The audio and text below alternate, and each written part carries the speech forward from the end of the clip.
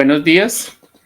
Es para mí un gusto presentarles un tema totalmente diferente, al cual he denominado reconstrucción de hechos de tránsito.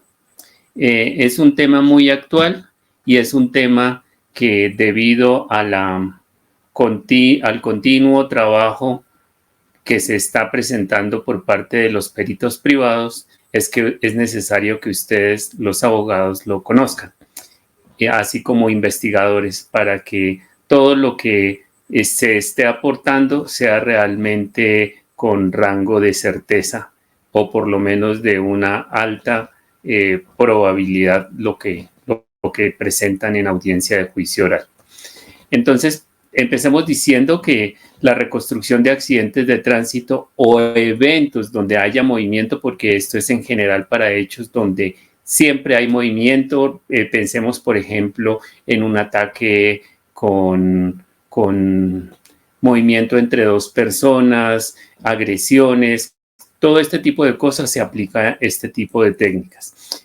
Es una disciplina que utiliza los principios de la física y las herramientas de la ingeniería, la psicología, la criminalística, las ciencias forenses, así como la medicina forense. Se apoya en software especializados con el fin de determinar con precisión la secuencia de un evento, y esto nos permite explicar sus causas que la generaron y calcular al mismo tiempo su evitabilidad. A ver. Y esta es la razón de ser, la evitabilidad en norma general. El objetivo. Cuando nosotros estudiamos un hecho de tránsito, nos referimos a 4 posibilidades. Uno es el análisis de la colisión, otro el análisis de las lesiones y la evitabilidad del hecho, y finalmente el análisis de la evitabilidad de las lesiones. En el primer caso, nosotros como expertos lo que hacemos es calcular la velocidad, calcular las maniobras, calcular la zona de impacto y también estudiar las trayectorias de los vehículos en el momento de los hechos. En el análisis de las lesiones, lo que hacemos es averiguar el mecanismo de cómo se produjeron las lesiones que presentan las víctimas. Entonces, en pocas palabras, lo que hacemos es estudiar la dinámica de los ocupantes de los vehículos. Y si lo que estudiamos es un atropellamiento, entonces en ese caso lo que se estudia es la posición de la víctima con respecto al vehículo, y esto nos permite saber si atravesaba de derecha a izquierda, si fue atropellado por la espalda, si veía al vehículo antes del evento. Todo este tipo de cosas se pueden responder allí. Se puede también hacer un análisis de la evitabilidad del siniestro. En este punto lo que hacemos es, a partir de los cálculos que se vieron en el análisis de la colisión, lo que se estudia es si el hecho era evitable a partir de los 3 elementos que están involucrados en un accidente de tránsito. En el ser humano lo que se estudia es lo que teníamos adelante a partir de ese cono de visión. 2, el vehículo, entonces las características propias del vehículo. Entonces allí estudiamos si es un vehículo con frenos ABS, con frenos convencionales, si el vehículo tiene llantas en buen estado, todos estos elementos. Y finalmente el estado de la vía. Todos estos elementos se estudian allí. Y por último, la evitabilidad de las lesiones. En evitabilidad de las lesiones, teniendo en cuenta los reportes de los médicos, lo que se hace es estudiar o explicar mejor las lesiones a partir de los elementos que están indicados en las normas que se tienen que usar. Por ejemplo, estaba apuntado el cinturón de seguridad, el apoyacabezas estaba bien colocado o estaba mal colocado según la talla de la víctima. ¿Qué otra cosa? El airbag funcionó, no funcionó, la columna de la dirección era retráctil o el volante incidió en las lesiones. Y si, por ejemplo, es un vehículo de 2 ruedas, entonces, ¿cuál fue el aporte de la seguridad que nos proporcionaba el casco, ¿estaba apuntado o no estaba apuntado? Todos estos elementos se tienen que estudiar allí. Otro aspecto que es necesario que se tener en cuenta y es la cualificación de los investigadores que hacen este tipo de estudios. En la convención de 1993 de la SAE se encontró que existían 3 niveles de complejidad para analizar hechos de tránsito y se encontró que a partir de estos niveles de complejidad, el nivel 1 era personas que tenían un curso de física básico y de álgebra y que conocían y que habían hecho un curso de reconstrucción de accidentes de tránsito y necesitaban un trabajo supervisado. Pero entonces le dijeron, estas personas pueden solamente trabajar en cálculos de distancias de detención. Entonces eso se refiere a qué distancia un vehículo necesita para detenerse. Pueden trabajar en principio de conservación de la cantidad de movimiento. Entonces, el principio de la conservación de la cantidad de movimiento se refiere a colisiones entre vehículos, cálculos cinemáticos, cálculos de velocidad a partir de huellas de frenada, tiro parabólico, interpretación de deformaciones en función de la trayectoria, análisis de bombillos. En este punto, digamos, no es lo mismo un bombillo apagado, prendido o en mal estado al momento del impacto. Entonces, todos estos aspectos los debe interpretar esta persona y los debe tener en cuenta para este nivel 1. En el nivel 2, debe ser una persona que tenga un título profesional, ya sea en ingeniería o en física, debe tener al menos 2 años de experiencia y debe realizar investigación científica supervisada. Él puede trabajar en principio de conservación de energía, en colisiones alineadas, en volcamientos, independiente de si son en una curva o si son en rectas, análisis de reportes de GPS, hechos con vehículos de 2 ruedas, atropello de peatones, energías de deformación, análisis de evitabilidad de un hecho, adelantamiento de maniobras, evitabilidad, análisis de visibilidad en el lugar de los hechos, y esto se refiere a que necesariamente esta persona debe ir al lugar de los hechos, porque, digamos, es un inconveniente grave cuando a un investigador en juicio oral se le pregunta si fue o no fue al lugar de los hechos, y si la respuesta es no fue, entonces allí ya hay un pequeño problema que hay que solucionar. Y por último, trabajar en el concepto de velocidad equivalente de barrera. Este es un término muy usado en deformaciones. Y por último, el nivel 3 o el nivel más complejo. Deben ser personas con un nivel profesional, ya sea en ingeniería o en física, con especialización, y debe haber realizado publicaciones en revistas indexadas. Y allí en ese nivel 3 están cantidad de movimiento angular, o sea, choques en esquinas, análisis de sistemas de seguridad pasiva y activa de los vehículos. Él debe estar en capacidad no solamente de realizar reconstrucciones, sino también de realizar estos estudios a los vehículos hechos con vehículos articulados. Los vehículos articulados no solamente son los tractocamiones, sino también incluso hasta una motocicleta hoy día le colocan un pequeño tráiler para cargar, por ejemplo, una lavadora. Entonces también allí hay un punto de articulación y se comporta de la misma manera. Dinámica de los ocupantes dentro de los vehículos, equilibrio de los vehículos de 2 ruedas. Estos son los aspectos a tener en cuenta.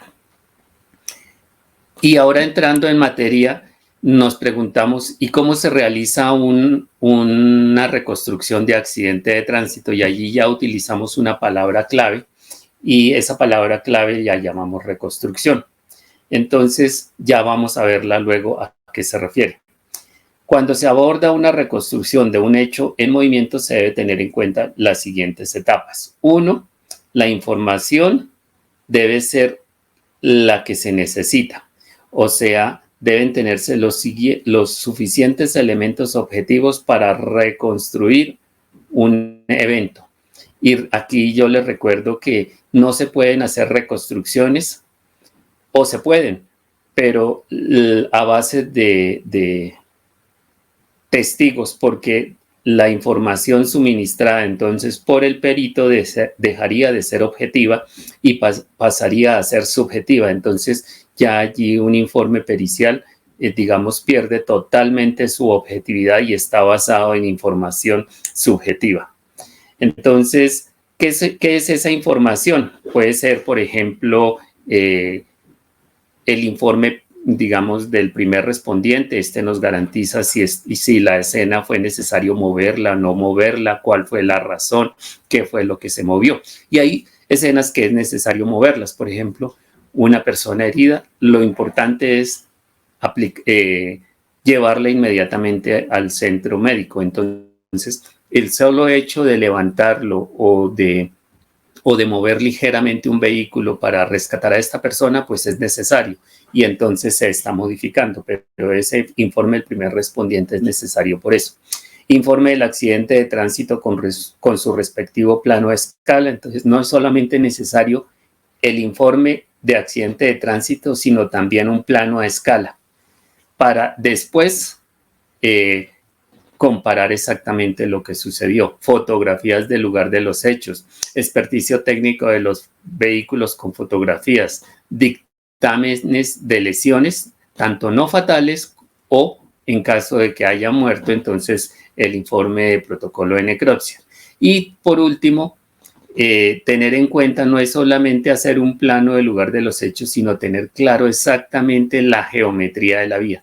Tal vez también allí es necesario también tener en cuenta una inspección al vehículo, pero una inspección bien hecha, una inspección en la cual se tomen medidas, no es una sola toma de fotografías y frenos en mal estado, llantas en media vida, no, un reporte con datos exactos que puedan ser medibles. Segundo, se debe analizar el informe de accidente del lugar de los hechos, se compara con las características geométricas del lugar de los hechos, y también se estudian los elementos que pudieron incidir tanto ambientales, por ejemplo, humo, por ejemplo, una quema.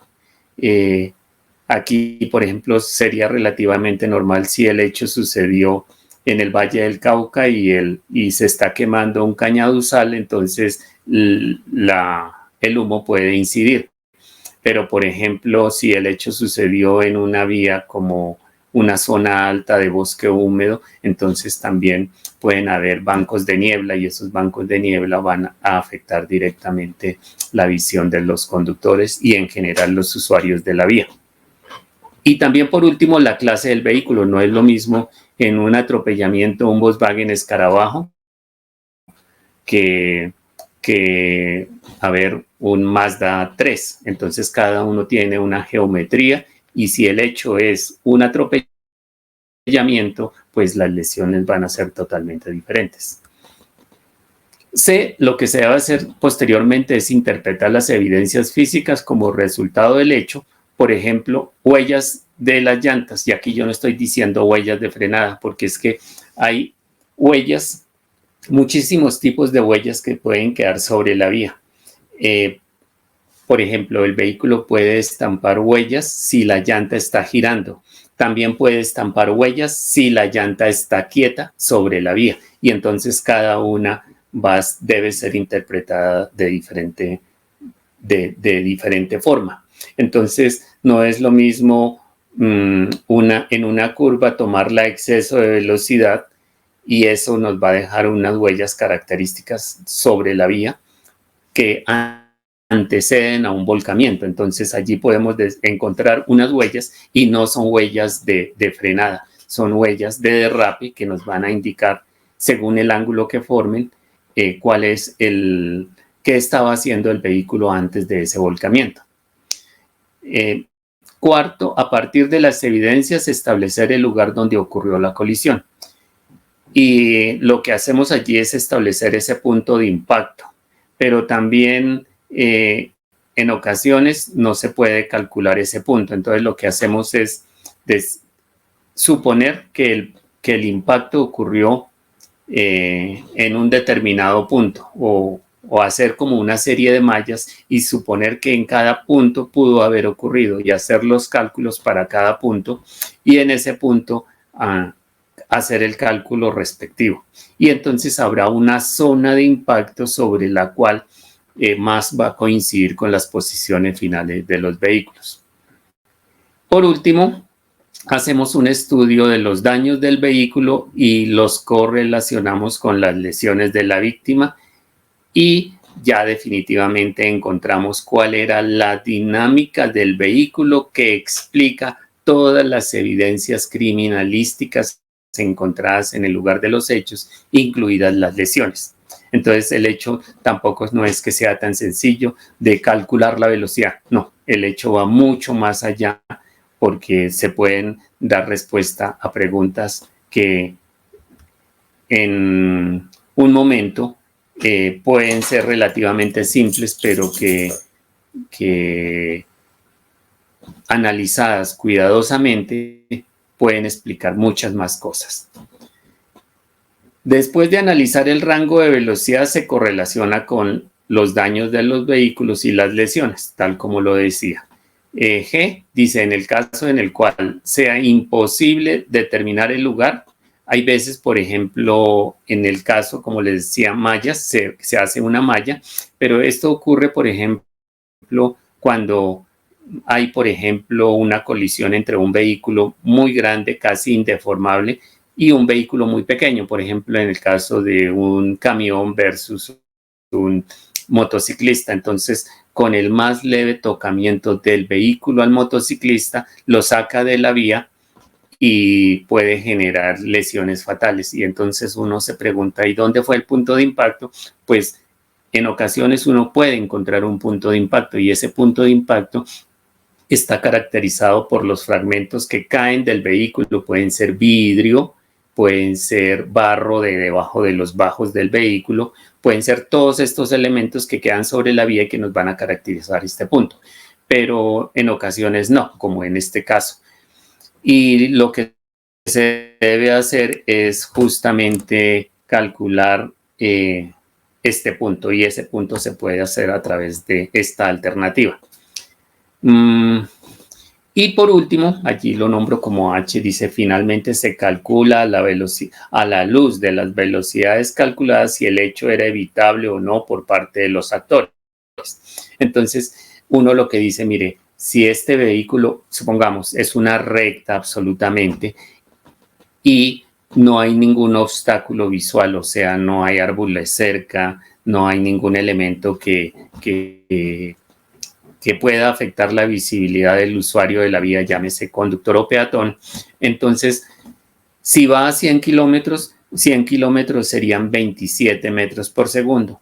Y uno diría, se tienen, mientras el vehículo llega a donde se encuentra el usuario,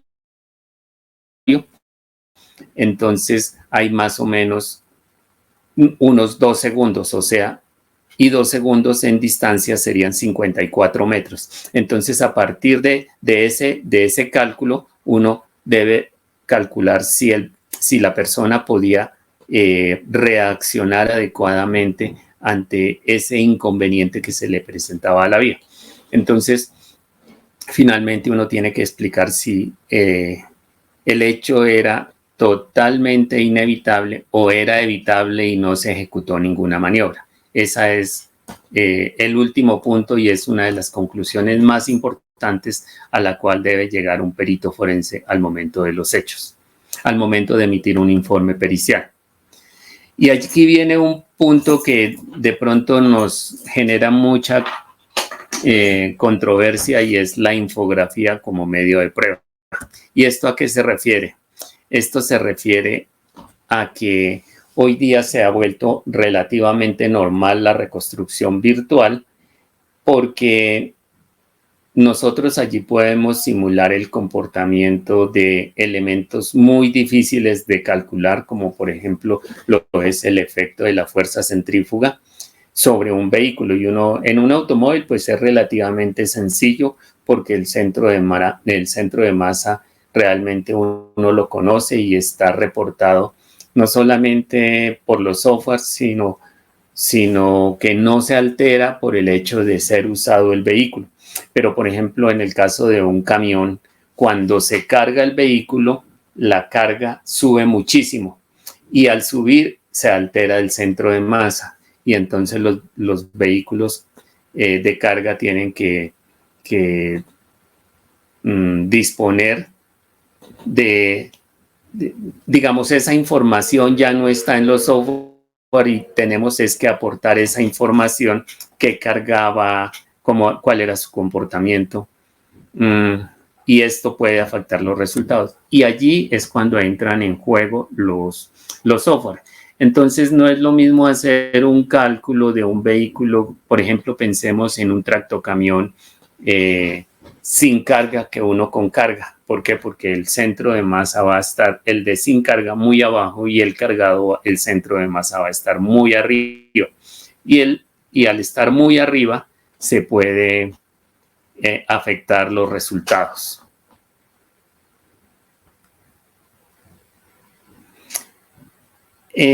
Aquí voy a leer, dice: el uso de los modernos instrumentos tecnológicos están usados para explicar los hechos donde están involucrados cuerpos en movimiento, un recurso para explicar lo sucedido logrando una simplificación en el entendido de los conceptos. Sin embargo, estos recursos no son concluyentes y su operador desconoce habitualmente los principios de funcionamiento, guiándose únicamente por las especificaciones técnicas de los fabricantes del software. Y allí le coloqué entre comillas simplificación, porque es que no puede todo estar basado en un informe pericial basado en un software. El software es tan solo una herramienta, pero el experto es el que está reportando la información y debe explicar con precisión exactamente por qué el software lo está haciendo así. Una reconstrucción virtual es útil por las siguientes razones. Con el adecuado rigor científico es una herramienta probatoria con alto grado de certeza. Ilustra los escenarios reales y acerca al juez al conocimiento de la verdad de los hechos. Segundo, el avance tecnológico corresponde a una realidad actual y futura de la cual no puede, digamos, aislarse el derecho. ¿Por qué? Porque son herramientas que bien usadas aportan información real. Y allí va la discusión. Y entonces uno con este tipo de herramientas puede hacer una animación. Entonces yo puedo tener sobre un determinado evento, hacer una animación. Y una animación es un procedimiento informático que permite mostrar en video, o sea, secuencia cuadro a cuadro, el movimiento de un vehículo involucrado antes, durante y después del impacto. Pero puedo también hacer una simulación, y es un concepto totalmente anterior, y es un procedimiento técnico que permite, a partir de condiciones dadas, reproducir la secuencia post-impacto de un hecho de tránsito en estudio. Hagamos un ejemplo que sea más entendido. En una simulación yo puedo decirle, coger una pelota, por ejemplo, de golf, y lanzarla contra una ventana. Y puedo decirle al software que me ilustre esa ventana como transparente, pero que le dé unas propiedades de irrompible, de tal manera que la pelota golpee y rebote. Y esa es una simulación. Pero nosotros lo que necesitamos en reconstrucción son, en este tipo de técnicas, son reconstrucciones. y son procedimientos que permiten a través de la información recolectada interpretarla utilizando las leyes de la física y determinar la secuencia de un accidente de tránsito y por último calcular si el hecho era evitable. Entonces mire que los demás son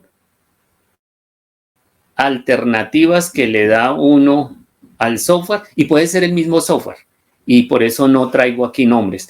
El mismo software me permite hacer animación, simulación y reconstrucción. Solo que con la reconstrucción, estoy llevando realmente e ilustrando realmente lo que sucedió en un lugar de los hechos.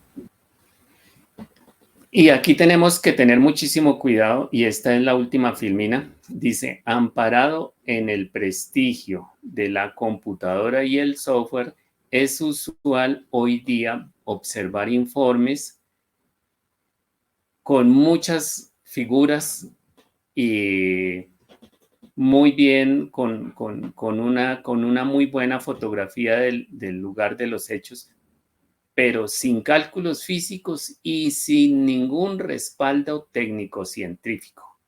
Yo allí le coloco sin transparencia. Ah, me faltó una N, carambas. Dice, se realiza un supuesto juicio objetivo sobre los elementos materia de prueba sin un adecuado respaldo científico. Y el respaldo científico, pues, es la física. Y en accidentes de tránsito uno utiliza principio de conservación de la cantidad de movimiento, principio de conservación de la energía, digamos, son tal vez de los dos más empleados, pero en general son los que validan la cinemática. Entonces, así es que basados en aparentes soluciones, lo que vamos a encontrar es que nosotros debemos pedir que nos hagan una reconstrucción basada en modelos físicos y que expliquen el lugar de los hechos. Y finalizo allí con una palabra. Al fin y al cabo, una imagen vale más que 1000 palabras, pero es muy peligroso utilizar el software para algo que realmente no está diseñado en estos casos. Y se está volviendo normal hoy día presentar informes periciales que no cumplen ningún rigor científico.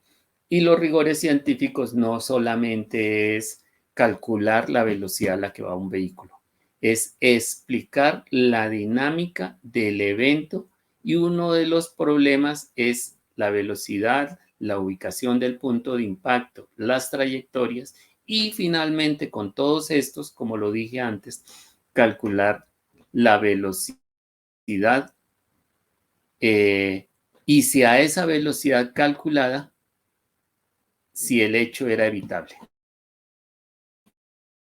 Y el evitable hay que verlos desde los dos puntos de vista de las personas involucradas. Tanto el que va en una dirección como el que va en otra dirección. Y si el involucrado es una víctima, hay que saber si estaba mirando al vehículo o si al pasar podía ver el vehículo o no lo podía ver. Podía haber un vehículo que se comportaba como un obstáculo visual. Pero todo esto debe estar documentado para que a la final haya, como dice allí, un rigor científico y que podamos explicar cada una de las partes de las cuales está compuesto la dinámica de un evento como estos. Espero haya podido dar una herramienta más a los señores defensores y también que sirva como elemento para una correcta investigación. Otro tema sería cómo analizar o qué elementos tener en cuenta para una reconstrucción, sean los adecuados o digamos, en algunas ocasiones hay veces, por más de que se busque, va a ser imposible. Y digamos, si la alternativa es realizarlo a partir de testimonios, pues entonces la información que va a aportar el informe, en ese caso, tiene que ser claro, pues es subjetiva. Entonces no va a tener una fortaleza basada en evidencias criminalísticas. Muchas gracias